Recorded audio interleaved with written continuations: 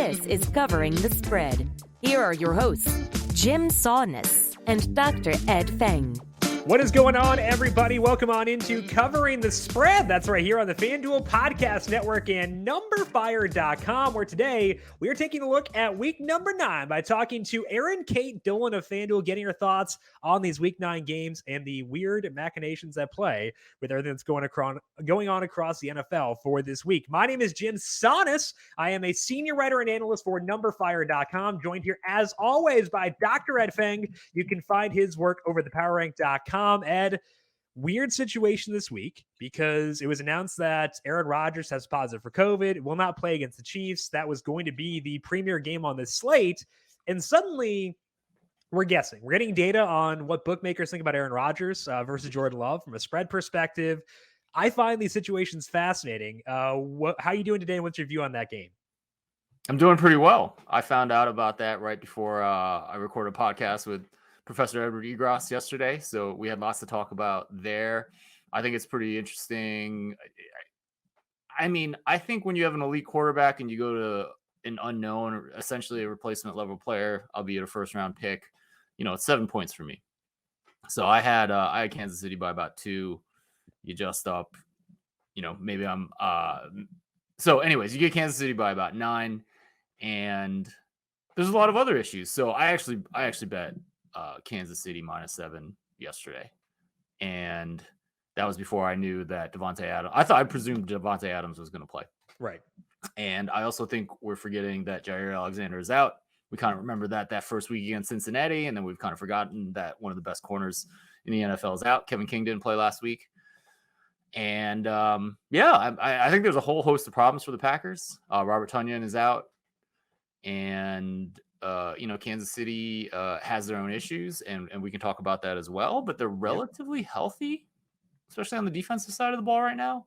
So, yeah, I mean, I took Kansas City -7, and we'll see where the market goes. So we had talked about this, I think, on air yesterday about how I was adjusting for Jordan Love, and I made some readjustments today, and I was concerned that my numbers were saying that there was still value on the Packers. Not enough where I want to bet it because it's 6 or 7.5. Right. But I think the reason why that was happening is I'd forgotten that my numbers had the Packers favored by 1. So if you take Packers -1 and adjust down 7 points, that actually is Packers +6. That actually does grade out to be 7 points. I was concerned that my stuff was off, not realizing that because I was saying to bet the Packers before, it's going to say bet the Packers again, even at the same adjustment. The problem is, Ed, I don't know if I want to bet that because I don't want to tie my financial well-being to Jordan Love in his first career start on the road against the Chiefs. And the Chiefs defense, they're flawed, Ed, as we talked about with Drew Dins a couple weeks ago. Yep. But against bad quarterbacks, Taylor Heineke and Daniel Jones, they've been fine. They've actually been okay in those games. And I think that's the other reason why I'm hesitant to bet it, despite my numbers saying that the Packers are interesting here. Right. I think that's a good point. I think defensive performance is just volatile, period. This is essentially the same secondary that was decent last year. Took them pretty far. So actually, all the way to the Super Bowl. Yeah. I don't really understand why defensive performance. I mean, it's in the pass offense, it's in the secondary, but I think those things are hard to predict. And I think defensive performance in season is way less predictable than offensive performance. And I think, the Chiefs they're only going up from wherever I have them now. I think I have them in the bottom 5. I think I have them in the bottom 2 when I look at adjusted passing success rate on defense. So, yeah, I don't know. I don't think they're that bad. I think that a lot of it is the quarterbacks they faced.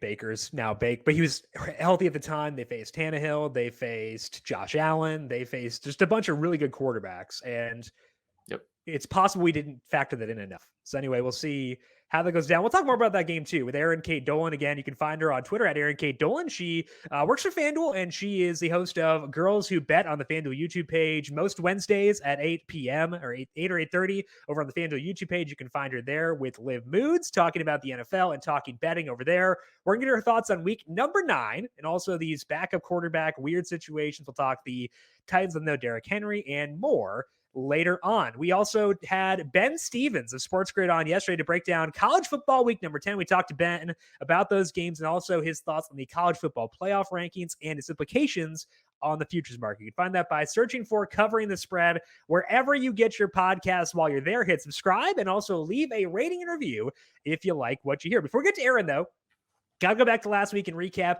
NFL side of things and a nice week for our guest, Kevin Cole. Covering the past. We had Kevin Cole on to preview week 8 in the NFL. You can find Kevin on Twitter at KevinColePFF and check out his podcast, Unexpected Points. And Kevin, like I said, really nice week. The one he did not hit, I also had this one, was the Dolphins plus 13.5 against the Bills. It was close. They were down by 6 with 4 minutes left. The Bills were driving. The Dolphins held them to a field goal, and their terrible defense held for once. And I was like, yes, let's party. Made it a 9-point game.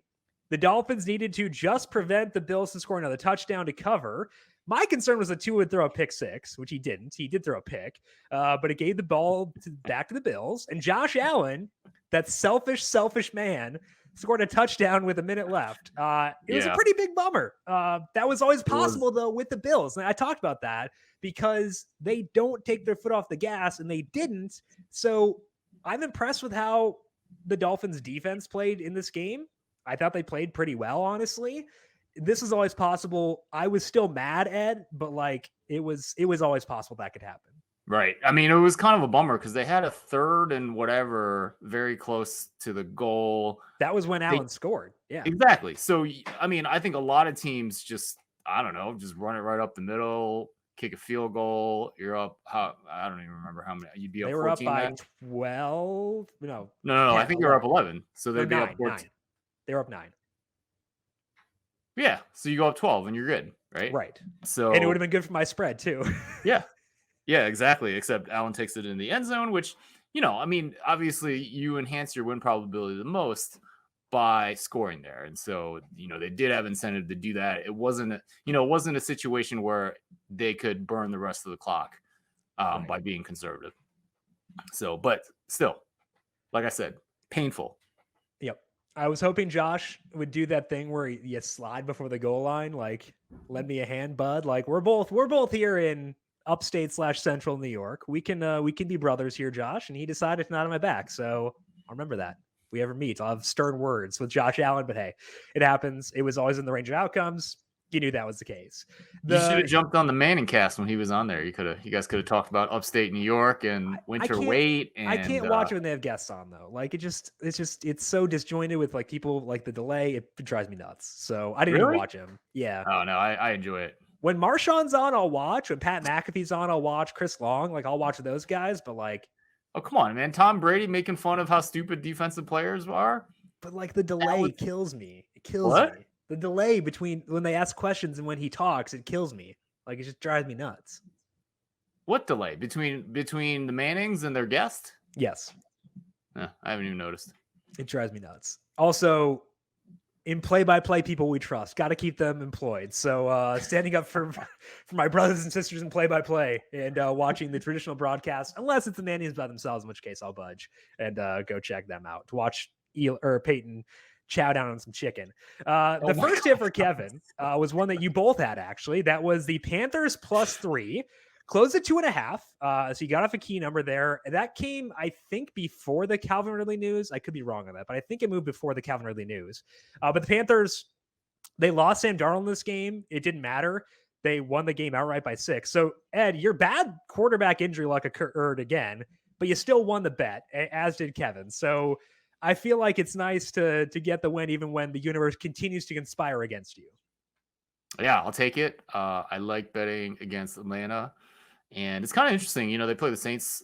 They go to the Saints this week, and I have made no adjustments for the lack of Jameis Winston, and I'm pretty much on the market value, which I think is, kind of showing the lack of respect for Atlanta, which I think is warranted.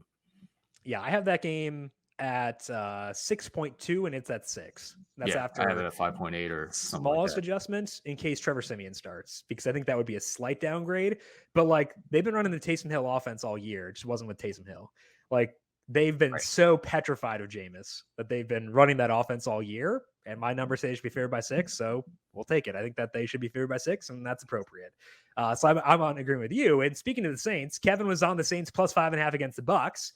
That one moved a bunch in his favor. It didn't cross any key numbers, but did close at Saints plus 4. And again, quarterback injury that Kevin won anyway. Even without the pick 6, the Saints were up 2 with 1:41 left. So hypothetically, if the Bucks score and get the extra point, it's a 5-point game. But he added a 5.5. So worst case scenario, he still wins that bet, even if the Bucks had scored a touchdown. So like he gets the big cover here, 36-27 win. And like I was wary of that because like it was a weird setup for sure. And the Bucks are a very good offense, but like it just showed the entire game. It like from the first quarter on, it looked like Kevin was gonna be right in that game. They should cut Tom Brady for that pick 6. Are you allowed to I say mean, that I was now, like Arbor? literally in shock. I was like, what just happened? So I was watching it with my wife and her maid of honor. They were both here, and like they're football aware for sure. But like I was obviously paying very close attention. They both gasped when he threw the pick. Like because you just expect Brady to. I think they were down 2, right? Yes, they were So down you 2. just kind of expect them get down and kick a field goal, ho hum, win a game, don't cover. Great, let's go home. But you know what happened, Ed? What? Touchdown Trevor Siemian got in Tom Brady's head. He was so psychologically frazzled by the best quarterback in football that he couldn't function. Like Siemian comes in, next play, Brady throws a pick, or like the next drive, Brady throws a pick. I'm pretty sure we should give touchdown Trevor all the credit for this win. Yeah, Northwestern versus Michigan right there. Go Cats, man. Nothing has ever gone wrong, Michigan versus Northwestern. So we'll keep riding that one. My other bet last week was the 49ers minus 3.5 against the Bears. That would move to 4.5 by kickoff. Pretty close game in the second half. And the Bears actually did lead at one point, but 49ers went up 8 with 6 minutes left. They were covering there, tacked on another field goal later on. They won that game by 11. That got me the cover there. Felt pretty good about that game even when they were down. I thought that the 49ers just seemed to be more in control. It required a really awesome but kind of fluky play by Justin Fields to get that game closed. So I felt good about that one regardless and got the win there. So 1-1 week. Ed was 1-0. Kevin was awesome for last week. We're going to get to Erin Dolan to break down her thoughts on week 9 in just 1 second. But first, the Breeders' Cup is set to begin this weekend, and FanDuel is celebrating by giving you a chance to get in on the action with some enhanced odds. Starting today, new players who sign up on FanDuel Racing will get 20-1 odds on any horse to win a Del Mar race on Friday or Saturday. That is any horse to win, even the favorites. The Breeders' Cup will be here before you know it. So bet horse racing right from your phone with the super easy to use FanDuel Racing app now. $5 max bet. Download the FanDuel Racing app or visit racing.fanduel.com for more details. Eligibility restrictions apply. Covering the present. Let's bring Erin Kate Dolan into covering the spread to break down NFL week number 9. Erin, it is a pleasure to have you back on the show for today. How are you doing in week 9? Yes, thank you for having me. It's been okay. I feel like it's been a lot of roller coasters betting this season, as it always is, especially in the NFL. Yeah, I mean, the NFL can be punishing to the best of bettors, that is for sure. But now we're in overlap season 2 because you are an NHL fan. You obviously pay attention to the NBA too. Are you betting those during NFL season, or are you holding off until NFL season's done to dive into those? No, I definitely don't hold off in terms of that. I mean, with the NBA starting for the first 2 weeks, I'm very cautious. But then I actually enjoy betting the NBA the best out of any sport. Although I love watching the NFL, of course, it reigns king there. But just with the NBA, you can kind of follow more trends than you can with teams having just one game a week. And it's also tough because, like, if you have a losing week in the NFL, you're waiting till the next week. 4 to 7 days to get back on track. At the NBA, at least you get like that stabilization from like a mental stability perspective to buoy you a bit, which is always helpful. So, Erin, the tough part about week 9 is we got a lot of unknowns on this slate because we got the Packers with Jordan Love. We got the Saints with somebody. I don't know. They haven't said it's Taysom Hill or Trevor Siemian yet. We don't really know who is starting there. Could be anyone. Grad. I mean, it's not going to be Ian Book. I know that part. So we know that much.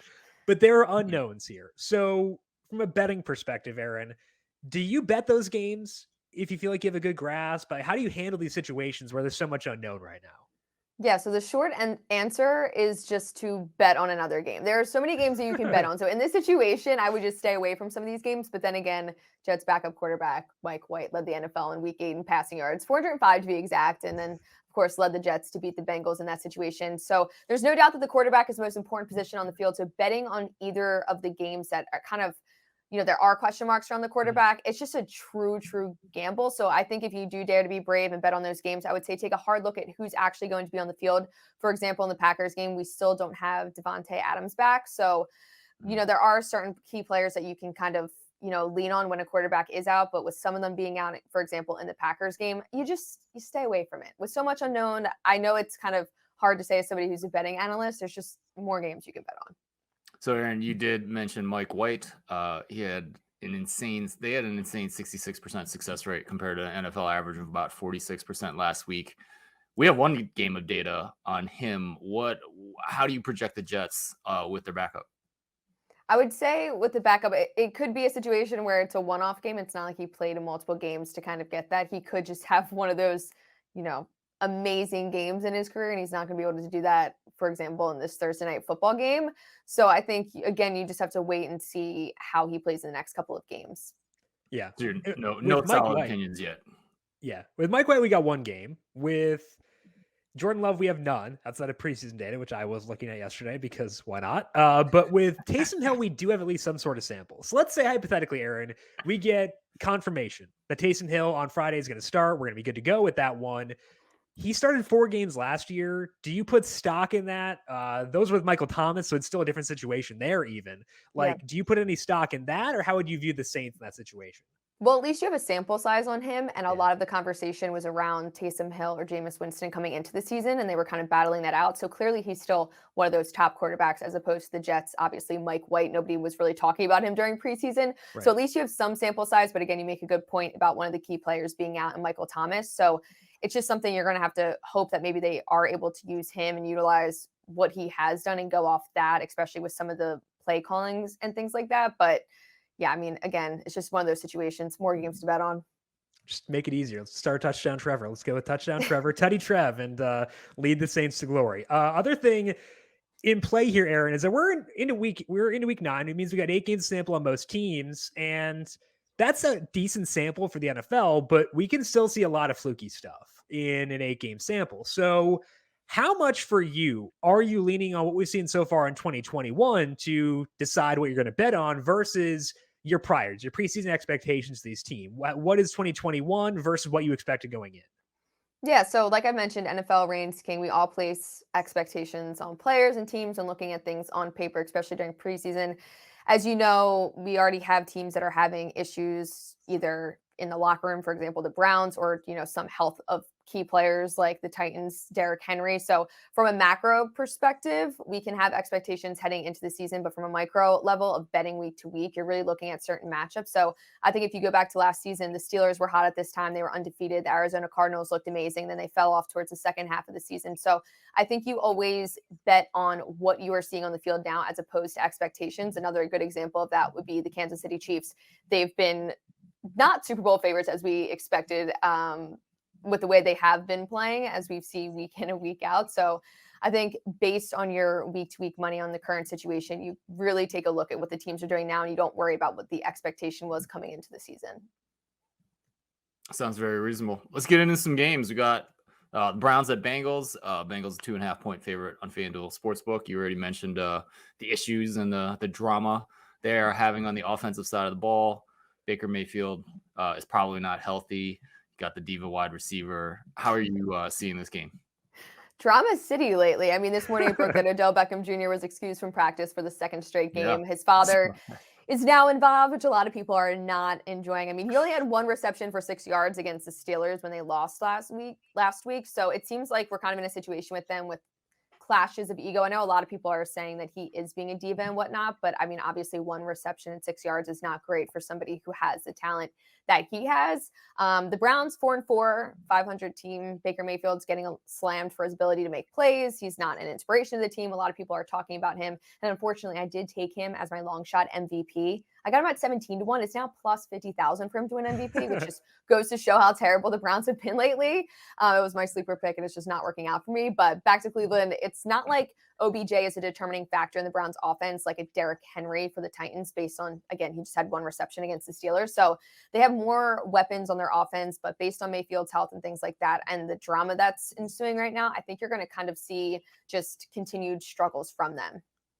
Yeah, and I think with Odell, it's weird because the Browns' numbers without him are better, but it's also tough. Like, how much stock do we put into that? Because those all happened when Baker was healthy, and he's very clearly not right now. And I think that really does make things pretty complicated because I don't have a relevant sample on Baker Mayfield injured without Odell, so it's hard to know where I turn here. So I think that's a pretty tough thing. So we are not super into the Browns right now. Is that enough for you to lay the points of the Bengals at -2.5, or does that make this game a stay away for you? So I am taking the Bengals to bounce back in this division matchup. Obviously, in-state rivals are going to be at home. They have better chemistry despite losing to the New York Jets. I think that obviously is going to have to hurt, but I mean, on offense, Joey B still has Joe Mixon, T. Higgins, Jamar Chase. You have all these pieces and weapons, so I think their offense will be fine. I think they had a one-off game where it was terrible to lose to the Jets, but this game, again, will probably come down to defense since the Browns are able to figure some things out on offense. It's hard to make a case that the Bengals defense can shut down the Browns offense, just, again, with the recent loss to the Jets. So for a pick, the Bengals laying 2.5, like you mentioned, it stayed consistent on the book, which is a little confusing for me because I know a lot of people are betting on the Bengals to be able to cover this. So for me, I think I'm going to focus on the total. It opened 46, got as high as 48, back down to 47 right now. So I like the over in this one. It is 5-1 in the Browns' last 6 games as an underdog as well. So I think focusing on that rather than the spread in this game. Sounds good. All right, let's move on to Packers at Chiefs. Clearly, there was a little bit of news this week with the absence of Aaron Rodgers and diva quarterback drama. So it is 7.5 in most places right now. Kansas City is a favorite, a team that doesn't look right. And so what are you seeing with this game? I think many are thinking this is an overreaction line, and that is how most people are going to play this game, especially with the Chiefs having played Monday Night Football, not looking like Super Bowl favorites, as I've talked about already. They did beat the Giants as they should have, but you have to remember the Chiefs are 0-4 against the spread at home this season. They're also 1-7 against the spread this entire season. Jordan Love stepping in is obviously a totally different situation because had we have gone, Patrick Mahomes versus Aaron Rodgers, I still would have taken Aaron Rodgers in that situation, just given that the Chiefs defense is so bad. But Jordan Love, I mean, he's only played 1 season for the Packers. He completed 5 of 7 passes for 68 yards in the Packers' blowout loss to the Saints. So that was in week 1. So we don't have a huge sample size on him either. So I feel like it's terrible as a betting analyst to say pick another game, but this is an overreaction line. It continues to move out. I think it's justified why it's moved out to 7.5, and I wouldn't be surprised if it continues to move out even further. I think a lot of people are liking to back the Packers, just saying that it's an overreaction line. So I feel it's hard to really gauge where the public money is, where the sharps are in terms of this game. Because obviously when we thought Aaron Rodgers was in, the Chiefs were -2.5. And I was a little surprised by that line because I thought that game should have at least been a pick 'em, even with the Chiefs at home. And I think that what you're saying is correct. We were talking about pick another game because, like, for me, if I look at what my numbers say after I put in an adjustment for Jordan Love, it says I should take the Packers. But I also have a hard time getting there because, it's 6 points is what it says the number should be. It's 7.5. That's not a ton of value relative to the spread, and there is a lot of volatility in that. And there are all situations where if a team's an underdog, like the mistakes can compound, and that can lead to a larger margin of victory, even if the game does stay close throughout most of this game. I think that's the concern for me. So when you're saying pick another game, I know that you we don't want to say that, but I feel like we have to hear Yeah. I feel the same way about it, even though my numbers say I should bet the Packers here. Yeah, I think there's different factors that go into this game. And obviously people that are running their models and really looking at numbers, it's not factoring in, obviously, Aaron Rodgers. I mean, it is factoring that he's not going to be playing, but Right. in the sense of COVID, who else could have COVID leading up to Sunday? I'm sure they're keeping such a strong, focus on that. They are going to get back some key players. Alan Lazard, he was activated off the COVID-19 reserve list. So I think that the value would probably be on the player props in this type of situation. If you know somebody's not going to be in, is somebody else on the other side of the ball going to have an awesome game because of that, X, Y, and Z. So the real bettable markets that we're talking about in terms of spread, total, money line, I would stay away from them in general and just kind of look at player props if you were going to bet into this particular game. And I think what you mentioned with Devontae Adams before is pertinent because you're right. He has not been activated yet. So that is lingering, and that is a concern. If it's Jordan Love with no Devontae Adams, that is a very different situation than Jordan Love with Devontae Adams. So that's kind of interesting, right? Because I kind of assumed that Adams would play, but I did too. And we saw the market move 2.5 points, not through any key numbers, but 2.5 points when it was announced that he had COVID last week before the Arizona game. So if it comes out Saturday morning that he's out, I mean, is this going to 9.5? I mean, I've seen it jump up to 8 and then right back down. I think a lot of people are going to bank on the Packers being able to cover, especially because the Chiefs, they are so bad at covering the spread. So I think people are factoring that in. And people are also at the point in the season where we are, we were kind of midway. We're midway. Close enough. So I would say that eventually you get sick and tired of betting on the Chiefs to cover anything. So I think a lot of that's going to be factored in. I don't think we're going to see it close at 9 or 10. I think it will probably be around 7.5 or 8. And so I was even if it turns out that Adams, who I think is the best receiver in the NFL, I think we learned our lesson last week with that. That's true. A little bit. And I think a lot of it last week too was moving across like non-key numbers because it was 3.5. It didn't move across anything big. 4 is kind of key, but like the movement that we saw potentially was an overreaction, A, but also B, didn't cross any big numbers. This one might not either if it goes from 7.5 to 9.5, but I think that's worth, writing here as well. Well, and also Robert Tunyon's out for the season now as well. Right. So roster injuries, potentially an issue. So anyways, we'll see.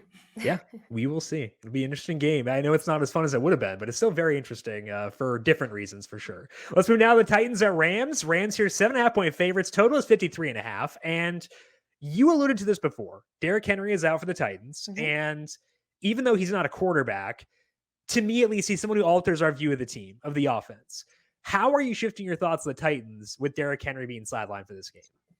Yeah, so I think a lot of people are going to make the case that this is an overreaction line as well with Derrick Henry, but I would argue that it's not because Derrick Henry is quite literally their entire offense. He's the one that gets that ball in the end zone. I mean, Titans won 4 straight with him, leading the NFL with 937 yards rushing, 10 touchdowns. He also had a league high 219 rushes. So he's leading in basically every category. He's doing everything he possibly can. So to fill in the spot, I know the Titans have made some moves in terms of running backs and signed a few people like Adrian Peterson, for example, who was 5th on the league's career rushing list. And we're waiting to see if he will be able to play or how much they will play him. So they're doing what they can. But in this case, they're going against the Rams. It's not like they're going against the Eagles where you could say, okay, they could probably figure something out. I mean, the Rams are really, really good. A lot of people have them winning it all, especially with the addition of Von Miller. And we're going to get to see how he plays come this Sunday, which I'm really excited about. But in terms of how I would handicap this, I don't want to say bet on a different game, but you're asking me all the question mark games, which, is a little bit tough. But I think the Rams minus 7.5, they should be able to cover that. Is it a situation where you feel good enough to bet that yourself, or is it more so just a lean for you? So the pick for this game for me is Rams first half minus 5. I think they'll be able to be up by a touchdown at the first half, but at the same time, you could always kind of dabble into that market as well, first quarter, first half, if you're not confident on the outcome of the full game, because let's say there's a situation where, the Rams don't need this win over the Titans so badly. So, I mean, the Rams are also 4-4 against the spread at home, 2-2 at home against the spread. They're not amazing, but the Titans are 3-1 on the road, but the Rams are also 3-1 inside SoFi Stadium. So again, I mean, if you're looking at the trends and whatnot, there's not one that stands out compared to the other, but I always lean to the first half spread when I can't really determine how I see the end result being. And I think the tough part with judging this Titans team with no Henry is they're not going to play the same style of football. So you are throwing out everything effectively because they're not going to run it at the same rate they do. I wouldn't expect they shouldn't with Adrian Peterson as they would, or McNichols as they would with Henry. And I think that does fundamentally change things. So we talk about how running backs may not matter as much as other positions, but I think when it's someone who is such a focal point of the offense and requires such a massive retooling, that changes the calculus quite a bit in this situation for sure. Yeah. So we're wary of some of these games, justifiably so, very justifiably so. Where are you seeing value this week across all the NFL games, Aaron?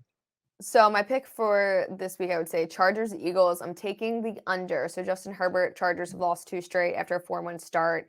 Herbert does rank 10th in the NFL in total passing yards. He's tied for 8th in passing touchdowns. But given he was limited at practice yesterday, I think under 50 is the play for this game. The Eagles had a big win over the Lions. I know they put up 44 points. They're averaging 25 points in the season. Meanwhile, the Chargers, they're averaging 22 points per game, with their highest scoring game being 47 points against the Browns. But I think with the Eagles having a top 10 defense and Justin Herbert seeing how he's actually going to play come Sunday with his hand, I think this is a great spot to take the under, and it's remained pretty consistent. I think the key thing with that, because I agree with you that I think that's pretty enticing, is that both these defenses want to encourage you to not go deep on them. Like the Eagles have the lowest average depth of target against in the entire league of any defense. And the Chargers, like that's their whole thing. Like that's their shtick, is that like we're not letting them the deep ball. And that's conducive to running plays, conducive to short passes. Both those things kill clock. So if you're looking at this game, like I'm looking from a DFS perspective, and I'm like, I want to like this game because it's a high total, tight spread, but like it's so hard to get jazzed about like Mike Williams and all those guys because of the way they play defense. I think that's the key thing to think about totals too, is like, what do these defenses want to do? These defenses don't want to let you throw deep, and that does impact things for sure from a total perspective. That is Erin Dolan. Check her out on Twitter at Erin Kate Dolan. Make sure you watch Girls Who Bet every Wednesday on the FanDuel YouTube page with her and Liv to see what they've got for each week. Erin, we appreciate the time. Good luck to you in week number 9. Hopefully we'll talk to you here once again soon. Yes, thanks for having me on. Thanks, Aaron. Covering the future. Big thank you once again to Erin Dolan for swinging by and breaking down her thoughts on this weekend's NFL games and breaking down her general philosophy and how to bet those weird games. One of those, Ed, is the Titans versus the Rams. And I know we're both numbers-driven people, analytically driven people, and traditionally running backs don't move the spread all that much. Henry didn't this week. I think it was 6.5 on the look ahead, and it's now 7.5. Part of that might have been the Von Miller trade as well. So there wasn't a big effect on the market. It did move across a key number of 7. That's important to note too. But what are your thoughts on this Titans offense with no Derrick Henry? I'm curious how you handle this situation. Yeah, I mean, if we were any other star running back, I would ignore it. But my number is at 5-ish, 5.5, and the market is at 7.5.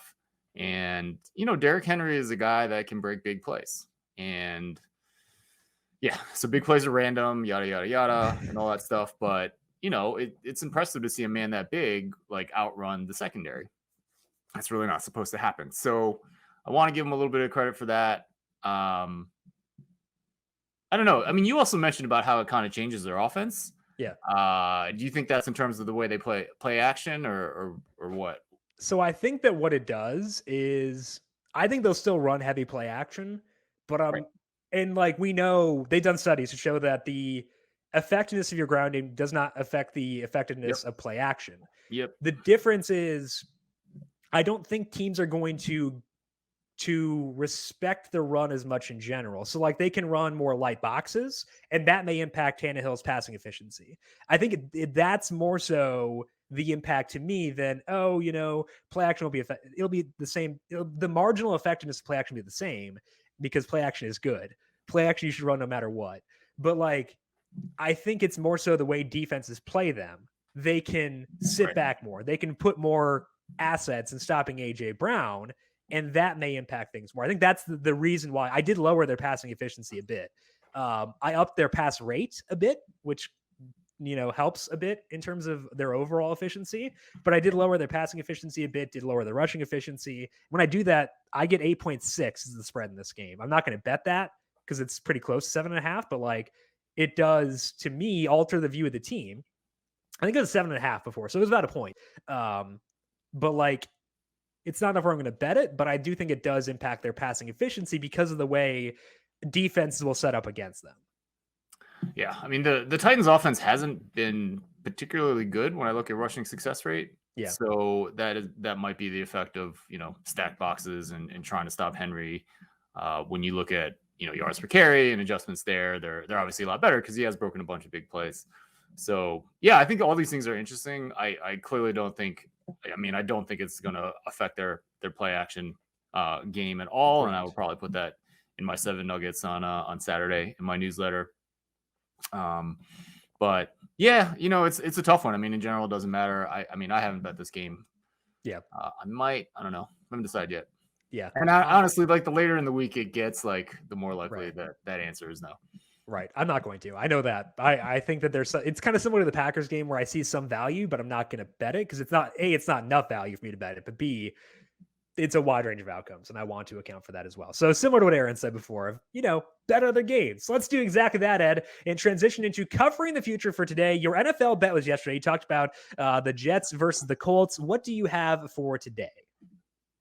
Yeah, well, I actually was going to talk about the Chargers, but I did bet them at one place, but most places were at 2.5. I think it's a pretty good buy low spot for them. So let's go back to college football. All right. Because we got to talk about Michigan State.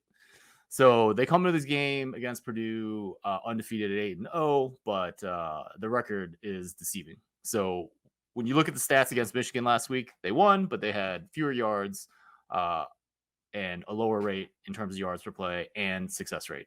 And Michigan State won because they were able to break a bunch of big plays in the ground game, and they converted 2 critical 4th downs. And when you look before that, against Nebraska, they were the beneficiary of one of the strangest plays in football where Nebraska punted the ball and they meant to punt it down to the right, and their entire coverage team runs down to the right, and instead it gets fielded to the left, and Jaden Reed just waltzes into the end zone for a touchdown. It was a game in which Nebraska had 442 yards to Michigan State's 254. And Michigan State didn't have a first down the entire second half, and yet they were able to win in overtime. So offense also didn't look good against Indiana as well. They're a team that's FBF's average when I look at adjusted success rate, 67th on offense, 56th on defense. And, they play a Purdue team that it's pretty interesting that they changed quarterbacks. Jack Plummer started the year, but Aiden O'Connell has taken over since then. Pass offense looks pretty good, 16th when I look at adjusted passing success rate. And then the defense has really been good. This is something I noticed a couple weeks ago, but they're 12th in my adjusted success rate. Pretty solid against both the pass and both the rush. George Karlaftis is a pass rushing beast. 16.5% pressure rate. So here's the thing. Like, Michigan State doesn't look particularly good by success rate. Purdue really does. My numbers put this at close to a pick, so I see a lot of value in Purdue +3. I bet it. I can understand if you believe in this Michigan State team. You can believe in what Kenneth Walker is doing at the running back position. It's at 3 right now. FanDuel is leaning -2, is leaning towards Purdue, making Michigan State only a 2.5 point favorite on the road. And then, there's the whole letdown situation, which, I usually if you listen to me on this show, I almost never talk about letdown situations, but it's a really interesting situation. You have an emotional win over your rival. You have Ohio State in 2 weeks. And this is clearly a team that doesn't always show up on offense. And we've already seen that. So what's going to happen when they play a pretty good Purdue defense? I'll take my chances with this. I'll go with Michigan State +3. That's something that Ben mentioned as well, is that it is kind of a weird situation. Again, we don't want to overvalue that, but maybe that's part of why the Bengals had that weird week last week against the Jets. They had that win previously, then they're coming up and facing the Browns this week. It's a weird situation. So, and they're humans. Maybe they look ahead a little bit. I think that mentioning it is very fair, but if your numbers say, hey, there's value in this game to begin with it being a pick, that's interesting. And it's also interesting that FanDuel's stuck at 2.5 this whole time. Yeah. And I kind of expected others to follow suit. That hasn't happened yet. It's also 2.5 plus 102. So, it's kind of, it's close to 3 once you account for that. But I expected that to move and it hasn't yet. So I find that interesting too, that there is a deviation in the market here. Yeah. Michigan State is also 2.5 at circa. Okay. That's also interesting to me. So Should be an interesting game. We'll see what Michigan State does in this game. Purdue has done this before. Not that should have factored in our analysis, but they've done this before, upsetting teams like this. It shouldn't matter for it, but, they have a tendency to do that as well. As far as mine, I mentioned yesterday on Covering the Future that I wasn't into too many sides this week, which is why I wanted the Vikings team total over 21.5. And that's still largely true, but we got some movement overnight. And I think I'm willing to go with one side here, and that's laying the 6 points with the Steelers against the Chicago Bears. I think the Bears are still just a tough team to trust, especially on the road against such a tough defense. Right now, Pittsburgh ranks 14th in my power rankings, where Chicago's 29th. There is room for upward movement for the Bears because we saw Justin Fields do some really fun, cool stuff last week, but he was still below average from a passing perspective. He averaged 0.06 passing net expected points per dropback, and that's 0.06 lower than the league average. That was at home against a defense that has been middling so far this year. Now Fields goes on the road. Pittsburgh's defense ranks 4th overall by my numbers, which combine priors with 2021 data. They're 6th against the pass. The biggest issue here is going to be the pass rush because the Steelers have generated pressure on 28.6% of opposing dropbacks this year, which is, according to Pro Football Reference, the 3rd highest number in the league. And the Bears sack rate is an outlier at 12.6%. Outlier in not the good sense from that perspective. So basically, I think we've gone a bit too far on the Steelers hate to the point where they're actually a bit underrated. I actually did bet them last week against the Browns. That number moved against me. I bet at 3.5 and it closed at 5.5. So that felt bad, but then they won. I'm down to go back here again and lay the 6 for them to top Chicago. And honestly, I'm a little bit surprised to see some form of enthusiasm around the Bears, given that although Fields played well last week, they still lost by 11. And it was a weird situation. So I feel like, to me, Ed, this one heavily favors Pittsburgh. What do your numbers say about Pittsburgh versus Chicago? My numbers have Pittsburgh by about 4.5. So that suggests value on the Bears. Do you want to play Russian roulette with Justin Fields? That's the question you got to ask yourself. And then, Joe Ostrowski talked about the defense, right? How didn't expect the defense to be particularly good, losing some key pieces of that secondary, but, they're 12th. Yeah. And my adjusted passing success rate, that's very respectable. Can they keep that up? I don't know. But I mean, they do have some pretty decent players on that offensive line. So, yeah, I mean, it's a game I'm staying away from, but I don't feel any urge to bet on Justin Fields. But I mean, he could be great. Yeah. He could be terrible. Right. Variance, baby. And I think the thing with Fields is I don't really want to bet against him. I want to bet against the situation. The situation being it's a quarterback who holds the ball in search of big plays, and that's not a good formula behind this offensive line against this pass rush. I think that's part of it for me too, is I think Fields should hold the ball long in search of big plays. We've seen that work with Russell Wilson, leads to a high sack rate, but also can lead to explosives, and explosives are great.